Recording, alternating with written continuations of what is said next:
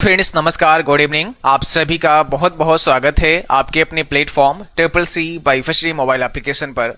आज की इस क्लास में आप सभी पढ़ेंगे चैप्टर नंबर 6 से introduction to internet and W. इससे पहले चैप्टर नंबर 5 तक हमने कंप्लीट कर लिया है। अगर आपने वो क्लास नहीं देखे हैं तो उन्हें भी अवश्य देखें। तो सबसे पहले बात करते हैं इंटरनेट होता क्या है। देखिए, इंटरनेट इंटरकनेक्टेड कंप्यूटर नेटवर्क की एक बेसिक प्रणाली है जो दुनिया भर में डिवाइसेस को जोड़ने के लिए इंटरनेट प्रोटोकॉल सूट TCP/IP का उपयोग करती है। इंटरनेट को हम अगर देखें तो इसका मतलब होता है इंटरनेशनल नेटवर्क। ठीक है, कई बार पूछते हैं कि इंटरनेट का फुल फॉर्म क्या होता है, तो इंटरनेशनल नेटवर्क इसका पूरा नाम होता है। तो इंटरनेट के माध्यम से दुनिया भर के कंप्यूटर आपस में कनेक्ट होते हैं, जैसा आप यहाँ पर देख पा रहे हैं। अब थोड़ा सा हम अगर हिस्ट्री की बात करें, हिस्ट्री ऑफ इंटरनेट यानी इंटरनेट की शुरुआत कैसे हुई, कहाँ से हुई, तो इंटरनेट की शुरुआत 1970 एवं 80 के दशक में हुई थी। 70-80 के दशक में हुई थी। इंटरनेट का निर्माण अमेरिका के रक्षा विभाग द्वारा 1969 में सबसे पहला नेटवर्क ARPANET, जिसे advance research project agency network बनाकर किया गया था। यानी अगर हम ये देखें कि भाई इंटरनेट की शुरुआत आखिर कब से हुई, तो जैसा बोला गया है 1970-80 के दशक में इसकी शुरुआत हुई है और अमेरिका में 1969 में, ठीक है, 1969 में सबसे पहला एक नेटवर्क बनाया गया अमेरिका में रक्षा विभाग के द्वारा। ठीक है, उस नेटवर्क का नाम था ARPANET। तो इसका पूरा नाम हो जाएगा advance research project agency network. तो इस नेटवर्क को बना करके सबसे पहले इंटरनेट की शुरुआत हुई। अतः दुनिया का पहला नेटवर्क ARPANET था या ARPANET है, आप याद रखना है। दुनिया का पहला नेटवर्क की अगर बात की जाए तो कौन सा है, ARPANET है, जिसे ARPA नाम की कंपनी, ARPA का मतलब एडवांस रिसर्च प्रोजेक्ट एजेंसी नाम की कंपनी के द्वारा बनाया गया था। क्या समझे? सबसे पहले अमेरिका में रक्षा विभाग के द्वारा 1969 में एक नेटवर्क बनाया गया जिसका नाम रखा ARPANET, जिसे ARPA नाम की एक संस्था ने डेवलप किया था जो अमेरिका की रक्षा विभाग की थी। ठीक है, इस नेटवर्क का इस्तेमाल केवल अमेरिका के रक्षा विभाग में ही होता था, यानी उनके रक्षा विभाग के लिए ही इस नेटवर्क को सबसे पहले बनाया गया था। इसके बाद 1974 में कई लोकल एरिया नेटवर्क ARPANET से TCP/IP की मदद से कनेक्ट किए जाते थे। सूचनाओं के आदान प्रदान के लिए जिस नियम का प्रयोग किया जाता था उसे ट्रांसमिशन कंट्रोल प्रोटोकॉल या इंटरनेट प्रोटोकॉल कहा जाता था। यानी जो इंटरनेट पर डेटा ट्रेवल करता था, इंफॉर्मेशन इधर से उधर जाती थी, तो उसके लिए एक नियम था। वो नियम क्या था? TCP/IP था। ठीक है, अब इसका मतलब होता है ट्रांसमिशन कंट्रोल प्रोटोकॉल और IP का मतलब होता है इंटरनेट प्रोटोकॉल। और आज भी इसी TCP/IP के मदद से हम लोग इंफॉर्मेशन ट्रेवल कराते हैं। ठीक है, अब देखिए, ट्रांसमिशन कंट्रोल प्रोटोकॉल में डेटा जो होता है वो कई छोटे छोटे पैकेटों में विभाजित होता है, जबकि इंटरनेट प्रोटोकॉल का कार्य पैकेटों पर गंतव्य पतों की सूचना डालना होता है। यानी जो डेटा होता है वो छोटे छोटे पैकेट्स में विभाजित होता है TCP की मदद से, और जो IP होता है वो उन पैकेट पर जहां जाना होता है, गंतव्य का जो पता होता है, वो एड्रेस वहां पे उन पैकेट पर डाला जाता है ताकि डेटा उस पर्टिकुलर डिवाइस तक पहुंच पाए। ठीक है, तो ये नियम काम करता है, ये प्रोटोकॉल काम करता है TCP/IP। अगला पॉइंट है, ARPANET के बाद 1985 में 1985 में एक और नेटवर्क बना जिसका नाम था NSFNet। यानी अगर हम देखें ARPANET के बाद 1985 में एक और नेटवर्क बना, ये नेटवर्क था NSFNet में नेशनल साइंस फाउंडेशन नेटवर्क। इसका नाम था नेशनल साइंस फाउंडेशन नेटवर्क, जिसे डेनिस जेनिंग्स द्वारा अमेरिका में बनाया गया था। तो ये भी अमेरिका में ही बना था और डेनिस जेनिंग्स द्वारा इस नेटवर्क को बनाया गया था। ये नेटवर्क आपका ARPANET से काफी तेज था। ठीक है, काफी तेज था। बाद में दोनों नेटवर्क को मिलाकर इंटरनेट का निर्माण हुआ और बाद में ARPANET NSFNet मिलकर इंटरनेट का निर्माण किए। इंटरनेट का मतलब इंटरनेशनल नेटवर्क का निर्माण किए। दूसरा पॉइंट याद रखना है, भारत में इंटरनेट सेवा सर्वप्रथम 15 अगस्त 1995 को विदेश संचार निगम लिमिटेड यानी VSNL द्वारा शुरू किया गया था। ये सवाल भी एग्जाम में कई बार पूछता है कि भारत में इंटरनेट कब से स्टार्ट हुआ।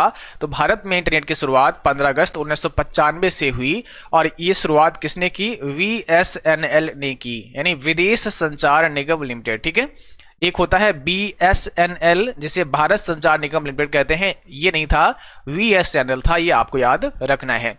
तो अभी आपने इतना समझ लिया है कि जो हमारा इंटरनेट होता है वो एक प्रकार से एक नेटवर्क है जिसको हम इंटरनेशनल नेटवर्क कहते हैं, है ना। एक भौगोलिक क्षेत्र में फैला हुआ नेटवर्क होता है जिसे हम इंटरनेट के नाम से जानते हैं। तो इंटरनेट है क्या? इंटरनेट एक नेटवर्क है जो दो डिवाइसेज या दो से ज्यादा डिवाइसेज को आपस में जोड़ने का काम करता है, ठीक है। इसके थ्रू हम आपस में कनेक्ट हो जाते हैं और फिर हमें जो भी डेटा भेजना होता है या फिर हमें डाउनलोड करना होता है वो हम कर सकते हैं, या दूसरे डिवाइसेस को हम एक्सेस कर सकते हैं थ्रू इंटरनेट, ठीक है। तो ये तो आप समझ गए। अब ये भी आपने समझ लिया है कि सबसे पहला नेटवर्क कौन सा था? ARPANET था। किसने बनाया था? ये भी आपको पता है, अमेरिका में डिफेंस डिपार्टमेंट के द्वारा इसको डेवलप किया गया था, ठीक है। आगे बढ़ते हैं। अगला जो हमारा पॉइंट है वो है इंटरनेट कनेक्टिविटी का। अब देखिए, इंटरनेट कनेक्टिविटी मतलब आपके कंप्यूटर सिस्टम में इंटरनेट कनेक्टिविटी को भी सुनिश्चित करना पड़ेगा जो आपको इंटरनेट सर्विस प्रोवाइडर द्वारा उपलब्ध होती है। जैसे इंटरनेट तो ठीक है, आप समझते हैं कि इंटरनेशनल नेटवर्क है, लेकिन अगर आपके पास कनेक्टिविटी नहीं होगी तो भी आप वेब पर जो जानकारियां हैं उनको एक्सेस नहीं कर पाओगे। और आपको इंटरनेट की कनेक्टिविटी जो देगा वो कौन होगा? वो होगा इंटरनेट सर्विस प्रोवाइडर। इसके द्वारा ही आपको ये कनेक्टिविटी उपलब्ध कराई जाएगी। इंटरनेट के कनेक्शन कई रूप में उपलब्ध है, जैसे ब्रॉडबैंड, डायलअप। तो आज इंटरनेट के कनेक्शन कई रूप में उपलब्ध हैं, जैसे ब्रॉडबैंड, डायलअप, यानी आप अपने घर में ब्रॉडबैंड कनेक्शन ले सकते हैं, ठीक है। और ब्रॉडबैंड कनेक्शन जब आप लगवाते हैं, फाइबर कनेक्शन लगवाते हैं, तो क्या होगा? आप उसके थ्रू फिर इंटरनेट की सुविधा ले सकते हैं। यहां तक कि जैसे अगर आप कोई मोबाइल परचेज करते हैं, कोई आपने सिम परचेज किया है, तो ये भी आप किसी न किसी इंटरनेट सर्विस प्रोवाइडर से ही लेते हैं। हो सकता है आप जियो इस्तेमाल कर रहे हो सकता है आप एयरटेल इस्तेमाल कर रहे हो सकता है आप VSNL इस्तेमाल कर रहे हो। तो ये जो कंपनी है ये सब ISP कंपनी है। कैसी कंपनी है? ISP यानी इंटरनेट सर्विस प्रोवाइडर।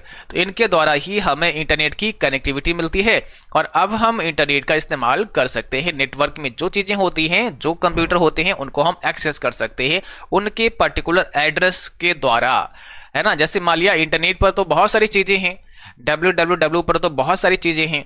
अब सबसे पहले आपके डिवाइस में इंटरनेट का कनेक्शन होना चाहिए। तो आपने ये भी ले लिया, आपने किसी इंटरनेट सर्विस प्रोवाइडर से अपने डिवाइस के लिए एक कनेक्शन ले लिया, यानी अब आपके मोबाइल फोन में, आपके कंप्यूटर में इंटरनेट चल रहा है। तो अब क्या करना पड़ेगा? अब इंटरनेट पर किसी पर्टिकुलर वेबसाइट पर जाने के लिए हमें उसका एड्रेस भी पता होना चाहिए। जैसे फॉर एग्जांपल आप हमारी ही वेबसाइट पर आना चाहते हैं जहां पर बहुत सारे मॉक टेस्ट आपके लिए दिए गए हैं, तो आपको इंटरनेट पर डालना पड़ेगा www.ccc.com, तभी आप हमारी वेबसाइट पर पहुंचेंगे, ठीक है। दूसरा है कंप्यूटर नेटवर्क। तो कंप्यूटर नेटवर्क एक ऐसी प्रणाली है जो सूचना प्रसारित करने और साझा करने के लिए दो या दो से अधिक कंप्यूटिंग उपकरणों को जोड़ता है। यानी कंप्यूटर नेटवर्क की बात करें तो ये क्या करेगा? दो या दो से अधिक डिवाइसेस को आपस में कनेक्ट करता है। कंप्यूटिंग उपकरणों में मोबाइल फोन से लेकर सर्वर तक सब कुछ शामिल होता है। ये उपकरण फाइबर ऑप्टिक्स जैसे भौतिक तारों का उपयोग करके जुड़े हुए हैं, लेकिन ये वायरलेस भी हो सकते हैं। यानी दो डिवाइसेज अगर आप चाहें तो फाइबर ऑप्टिक केबल के थ्रू भी कनेक्ट कर सकते हैं और ये वायरलेस भी होते हैं, ठीक है। टाइप्स ऑफ नेटवर्किंग यानी नेटवर्किंग के प्रकार। देखिए, नेटवर्क को विभिन्न आधार पर विभाजित किया जाता है। पहला पॉइंट है बेस्ड ऑन ट्रांसमिशन मीडिया, यानी डेटा ट्रांसमिशन के माध्यम के आधार पर दो प्रकार के होते हैं। डेटा ट्रांसमिशन के माध्यम के आधार पर दो प्रकार के होते हैं। एक होता है वायर्ड नेटवर्क, दूसरा होता है वायरलेस नेटवर्क। जैसे दो डिवाइस आपस में कनेक्ट हैं तो या तो ये तार के थ्रू कनेक्ट होंगे या फिर ये वायरलेस कनेक्ट होंगे, वायरलेसली कनेक्ट होंगे, मीन बिना तार के कनेक्ट होंगे। तो वायर्ड नेटवर्क में क्या होगा? इसमें ट्विस्टेड पेयर केबल का यूज हो सकता है, इसमें कोएक्सियल केबल का यूज हो सकता है, इसमें फाइबर ऑप्टिक केबल का यूज हो सकता है।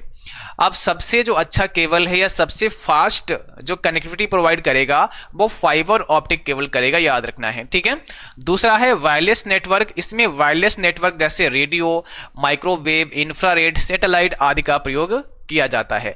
तो दो प्रकार से कनेक्टिविटी हम ले सकते हैं, एक तो हमारा वायरलेस हो जाएगा, दूसरा हमारा वायर्ड हो जाएगा। एक हमारा तार के थ्रू हो जाएगा, दूसरा हमारा वायरलेस हो जाएगा, जिसमें हम रेडियो, माइक्रोवेव, इंफ्रारेड, सैटेलाइट के माध्यम से कनेक्ट हो सकते हैं। दूसरा पॉइंट होता है बेस्ड ऑन नेटवर्क साइज। अब हम नेटवर्क के साइज के आधार पर भी नेटवर्किंग को डिवाइड कर सकते हैं या इसको विभाजित कर सकते हैं। तो साइज के आधार पर अगर हम बात करें तो एक तो हमारा लैन होता है जिसे हम लोकल एरिया नेटवर्क कहते हैं, दूसरा हमारा मैन होता है जिसे हम मेट्रोपॉलिटन एरिया नेटवर्क कहते हैं, और तीसरा हमारा बैन होता है जिसे हम वाइड एरिया नेटवर्क कहते हैं। और इसके बाद तीसरा जो पॉइंट होता है वो होता है based on management method. Management के आधार पर, जैसे नेटवर्क मैनेजमेंट मेथड के आधार पर भी ये दो प्रकार का होता है, एक तो पीयर टू पीयर नेटवर्क होता है, दूसरा क्लाइंट सर्वर नेटवर्क होता है। ठीक है, तो इनको आगे हम समझेंगे। और इसके बाद अगला जो हमारा होता है वो होता है बेस्ड ऑन टोपोलॉजी, यानी टोपोलॉजी के आधार पर अगर हम देखें तो बस topology, star topology, ring topology, tree topology और मेश टोपोलॉजी। तो ये अलग अलग टाइप हो जाते हैं, अलग अलग प्रकार से हम इनको विभाजित कर सकते हैं। सबसे पहले हम समझेंगे बेस्ड ऑन ट्रांसमिशन मीडिया, यानी ट्रांसमिशन मीडिया संचार माध्यम के आधार पर अगर हम देखें तो ये कितने प्रकार के होते हैं। तो ये वास्तविक भौतिक वातावरण है जिसके द्वारा डेटा एक कंप्यूटर से दूसरे कंप्यूटर में जाता है और यह नेटवर्क उपकरणों को जोड़ता है। इसे दो मुख्य भागों में विभाजित किया जाता है। अगर हम ट्रांसमिशन मीडिया के आधार पर देखें तो इसको दो भागों में विभाजित किया जाता है। जैसे मैंने बताया, एक वायरलेस होता है, एक दूसरा वायर्ड होता है। तो एक होता है गाइडेड मीडिया, जो गाइडेड होता है इसको कहते हैं वायर्ड, यानी ये तार वाला होता है, और जो अनगाइडेड होता है इसको कहते हैं वायरलेस, बिना तार वाला। तो एक गाइडेड मीडिया होता है, इसमें ट्विस्टेड पेयर केबल, ठीक है, coaxial cable, fibre optic cable आदि का इस्तेमाल किया जाता है। दूसरा अनगाइडेड मीडिया होता है जिसमें wireless, radio, microwaves, satellite channels आदि का इस्तेमाल किया जाता है। तो अगर हम ट्रांसमिशन मीडिया के आधार पर देखें तो हम इतना समझ चुके हैं, इसमें दो माध्यम होते हैं, एक गाइडेड होता है, दूसरा अनगाइडेड होता है, या आप ऐसे कह सकते हैं एक वायर्ड होता है, दूसरा आपका वायरलेस होता है। ठीक है, ये आप समझ चुके हैं। दूसरा पॉइंट हमारा है बेस्ड ऑन नेटवर्क, यानी अगर हम देखें तो नेटवर्क के आधार पर, नेटवर्क के साइज के आधार पर। तो अगर नेटवर्क के साइज के आधार पर बात की जाए तो इसमें हमारा पहला होता है लैन, जिसे कहते हैं लोकल एरिया नेटवर्क, दूसरा होता है मैन, जिसे कहते हैं मेट्रोपॉलिटन एरिया नेटवर्क, और तीसरा होता है बैन, जिसे कहते हैं वाइड एरिया नेटवर्क। अब सबसे पहला पॉइंट हमारा होगा लैन क्या होता है। तो अगर हम लैन की बात करें, इसे कहते हैं local area network. Local area network सीमित क्षेत्र जैसे एक बिल्डिंग, एक कैंपस, स्कूल, प्रयोगशाला, कार्यालय आदि के भीतर कंप्यूटरों को आपस में जोड़ने के लिए इस्तेमाल किया जाता है। अगर आप एक घर में, एक स्कूल में, एक छोटी सी प्रयोगशाला के अंदर, कैंपस में, एक बिल्डिंग में एक नेटवर्क बनाना चाहते हैं, कंप्यूटर को आपस में कनेक्ट करना चाहते हैं, तो आप लैन के थ्रू कनेक्ट कर सकते हैं, यानी ये लोकल एरिया नेटवर्क होगा। यहाँ पर आपस में जो कंप्यूटर कनेक्ट किए हैं, आपस में जो कंप्यूटर आपने कनेक्ट किए हैं वो एक लैन नेटवर्क बनाएंगे, मीन वो लोकली आपने कंप्यूटर कनेक्ट किए हैं, इसलिए वो लोकल एरिया नेटवर्क कहलाएंगे। ठीक है, तो लैन जो होता है वो सीमित क्षेत्र के लिए होता है, आप एक घर में इस्तेमाल कर सकते हैं। दूसरा, एक लैन वायरलेस तथा वायर्ड दोनों का संयोजन हो सकता है, ये वायरलेस भी हो सकता है। एक मानक वायर्ड लैन उपकरणों को एक साथ जोड़ने के लिए इथरनेट का उपयोग किया जाता है ना। जब हम लैन को कनेक्ट करते हैं तो इसमें इथरनेट का प्रयोग करते हैं, इसको इथरनेट कहा जाता है। वायरलेस लैन आमतौर पर वाईफाई सिग्नल का उपयोग करके बनाए जाते हैं, और अगर आप वायरलेस लैन बनाते हैं तो ये वाईफाई सिग्नल का इस्तेमाल करते हैं। यदि कोई राउटर इथरनेट और वाईफाई दोनों कनेक्शनों का समर्थन करता है तो इसका उपयोग वायर्ड और वायरलेस डिवाइस दोनों के साथ लैन बनाने के लिए किया जा सकता है। अब इसको ऐसे आप समझ सकते हैं, जैसे मान लिया आपने अपने घर में कोई एक ब्रॉडबैंड कनेक्शन लिया है ना, तो आपके घर तक एक केबल आती है, एक फाइबर ऑप्टिक केबल आती है, आपके राउटर तक एक केबल आई है बाहर से। ठीक है, अब इस केबल के थ्रू डेटा आप तक पहुंच रहा है, ये जो केबल आई है बाहर से, इसके थ्रू डेटा आपके राउटर तक आ रहा है। अब राउटर से क्या किया आपने, यहां से लैन केबल डाल दी, ये लैन केबल आपने स्विच तक पहुंचा दी, और इस स्विच से बहुत सारे कंप्यूटर आपने कनेक्ट कर दिए हैं जिसमें इंटरनेट चलने लगा है। ओके, तो ये यहाँ पर जो आपने लैन केबल यूज की है, तो ये यहाँ से इस स्विच से या इस राउटर से जो कनेक्शन बना है वो लैन कनेक्शन बन गया है, ये लोकल एरिया नेटवर्क कहलाएगा। ठीक है, यानी यहां से अभी राउटर तक तो बैन है क्योंकि ये वाइड एरिया नेटवर्क आ रहा है आपके पास में। अब यहां से आपने इनको लोकली कनेक्ट कर लिया है तो ये लोकल एरिया नेटवर्क कहलाएगा। अब इसको हम क्या कर सकते हैं, ये वायर्ड अभी हो गया क्योंकि हमने लैन का केबल का यूज किया है।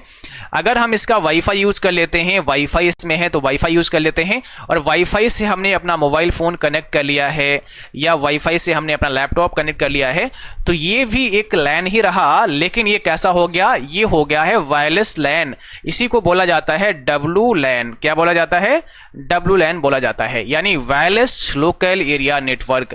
तो डब्लू लैन का मतलब समझे, वायरलेस लोकल एरिया नेटवर्क। जब हम अपने राउटर से हमारा जो डिवाइस होता है वो वाईफाई के थ्रू कनेक्ट करते हैं तो उसे बोलते हैं डब्लू लैन, ठीक है। और जब हम तार के थ्रू कनेक्ट करते हैं तो उसे बोलते हैं लैन, यानी लोकल एरिया नेटवर्क। तो यहां पर भी एक लोकल एरिया नेटवर्क बन जाएगा।